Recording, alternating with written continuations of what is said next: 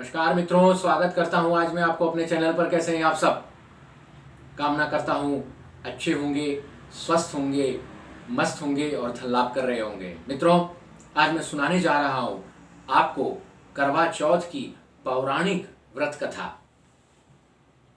मित्रों, बहुत समय पहले की बात है। एक साहूकार के 7 बेटे और उनकी एक बहन करवा थी। सभी सातों भाई बहन सातों भाई अपनी बहन से बहुत प्यार करते थे, यहाँ तक कि वे पहले उसे खाना खिलाते थे और बाद में खुद खाते थे। एक बार उसकी बहन ससुराल से मायके आई हुई थी। शाम को भाई जब अपना व्यापार व्यवसाय बंद कर घर आए तो देखा उनकी बहन बहुत व्याकुल थी।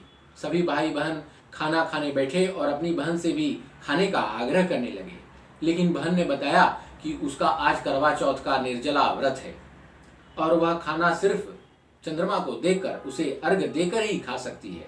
चूंकि चंद्रमा अभी तक नहीं निकला है, इसलिए वह भूख प्यास से बहुत ही व्याकुल हो उठी है। सबसे छोटे भाई को अपनी बहन की ये हालत देखी नहीं जाती और वह दूर पीपल के पेड़ पर एक दीपक जलाकर चलनी के ओट में रख देता है। दूर से देखने पर वह ऐसा प्रतीत होता है जैसे चतुर्थी का चांद उदित हो रहा हो।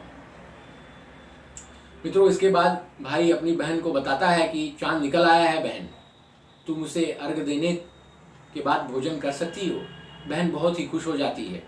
वो खुशी के मारे सीढ़ियों पर चढ़कर चांद को देखती है, उसे अर्घ देकर खाना खाने बैठ जाती है। फिर क्या होता है, जैसे ही वह पहला टुकड़ा मुंह में डालती है तो उसे छींक आ जाती है। दूसरा टुकड़ा डालते ही उसमें बाल निकल आता है और जैसे ही तीसरा टुकड़ा मुंह में डालती है या डालने की कोशिश करती है, उसके पति की मृत्यु का समाचार उसे मिल जाता है। वह बहुत बौखला उठती है, चीखने चिल्लाने लगती है। उसकी भाभी उसे सच्चाई से अवगत कराती है कि उसके साथ ऐसा क्यों हुआ। करवा चौथ का व्रत गलत तरीके से टूटने के कारण देवता उससे नाराज हो गए हैं और उन्होंने ऐसा किया है। सच्चाई जानने के बाद करवा निश्चय करती है कि वह अपने पति का अंतिम संस्कार नहीं होने देगी और अपने सतीत्व से उन्हें पुनर्जीवन दिलाकर रहेगी। वह पूरे 1 साल तक अपने पति के शव के पास बैठी रहती है, उसकी देखभाल करती है, उसके ऊपर उगने वाली सुईनुमा घास को एकत्रित करती जाती है। 1 साल बाद फिर करवा चौथ का दिन आ जाता है। उसकी सभी भाभियां करवा चौथ का व्रत रखती हैं। जब भाभियां उससे आशीर्वाद लेने आती हैं तो वह प्रत्येक भाभी से यम सुई ले लो, पिय सुई दे दो, मुझे भी अपनी जैसी सुहागिन बना दो, ऐसा आग्रह करती है। लेकिन हर बार भाभी उसे अगली भाभी से आग्रह करने का कहकर चली जाती है। इस प्रकार जब 6ठे नंबर की भाभी आती है तो करवा उससे भी यही बात दोहराती है। यह भाभी उससे बताती है कि चूंकि सबसे छोटे भाई की वजह से उसका व्रत टूटा था, अतः उसकी पत्नी में ही शक्ति है कि वह तुम्हारे पति को दोबारा जीवित कर सकती है। इसलिए जब वह आए तो तुम उसे पकड़ लेना और जब तक वह तुम्हारे पति को जिंदा न कर दे उसे जाने ही नहीं देना, उसे छोड़ना ही मत। ऐसा कहकर वह चली जाती है।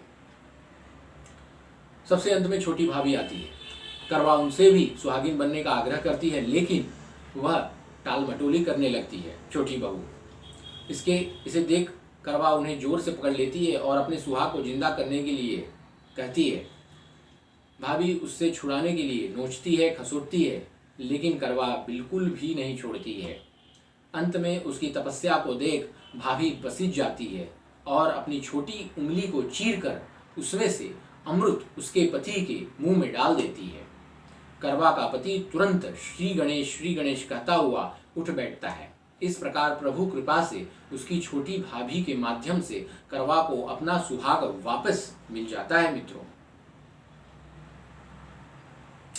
मित्रों, हे श्री गणेश, माँ गौरी, जिस प्रकार करवा को चिर सुहागन का वरदान आपसे मिला है वैसा ही सब सुहागिनियों को मिले, यही मैं कामना करता हूँ, यही आप भी कामना कीजिएगा। इसी के साथ यह वीडियो समाप्त होता है। मित्रों, हमारे चैनल को सब्सक्राइब करें, वीडियोस को लाइक और शेयर करें, यही हमारे लिए दक्षिणा होगी।